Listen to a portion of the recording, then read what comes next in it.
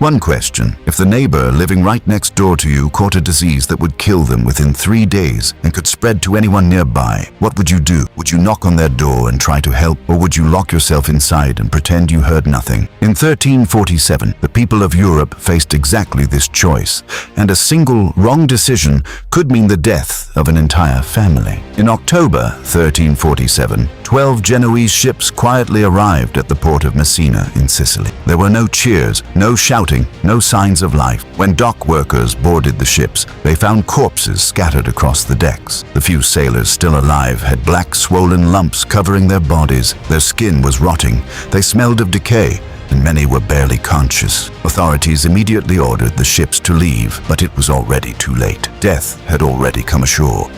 The origin of this disaster lay thousands of kilometers away on the grasslands of Central Asia. A bacterium called Yersinia pestis had long existed among wild rodents. For centuries it remained far from human civilization, but the medieval Silk Road changed everything. Merchants, camels, goods, rats and fleas created a perfect route for the disease to travel westward. Fleas fed on infected rats. When the rats died, the fleas jumped to humans and spread the infection. One of the most shocking details comes from the siege of the Crimean port city of Kaffa. During the siege, Mongol forces reportedly catapulted the bodies of plague victims over the city walls. Many historians consider this one of the earliest recorded examples of biological warfare. Genoese merchants fled the city by ship. They believed they were escaping death. In reality, they were transporting it across the Mediterranean and into Europe. The symptoms were horrifying.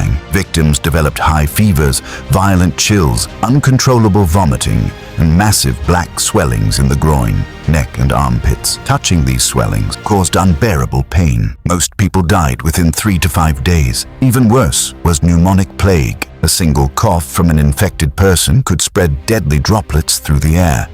Some victims died within a single day.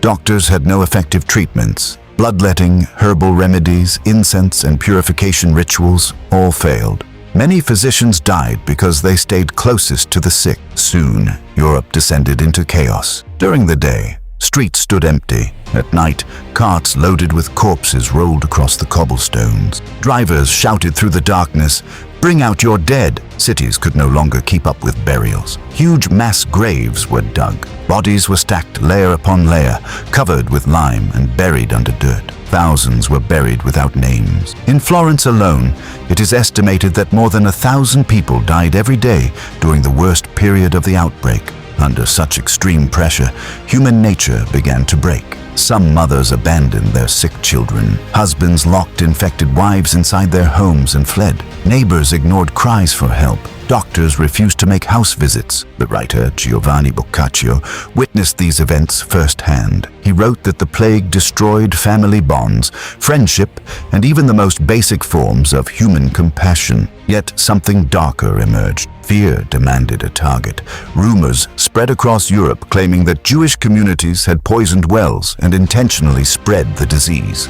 From Strasbourg to Mainz, Jewish neighborhoods were burned, and tens of thousands of innocent people were killed without evidence. The Black Death did not only destroy bodies, fear and ignorance destroyed lives as well. After 7 years, by 1353, the epidemic finally began to fade. Humanity had not defeated it. There were simply far fewer people left to infect. Historians estimate that between 1/3 and 1/2 of Europe's population died. In some regions, mortality reached 60%. Entire villages disappeared from map. Fields were abandoned. Livestock wandered without owners. But history contains a strange twist. From the ruins, something new began to grow. Labor became extremely scarce. Surviving workers suddenly gained bargaining power. For the first time, peasants could demand higher wages and better conditions.